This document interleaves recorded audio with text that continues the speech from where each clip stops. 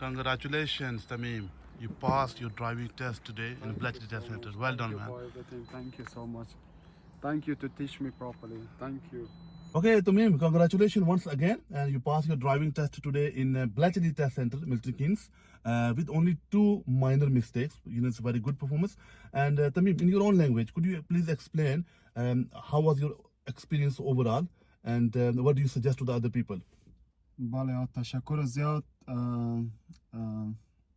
تشکر زیاد میکنم از واجد جان خان که ما زیاد کمک کرد و واقعا زیاد درس عالی داد برام بسیار کدما کمک کرد بسیار سرکار نشان داد بسیار جای خوبش مرا چی کرد اما جایی که اگزامینر کدما رفت بسیار خوب کدما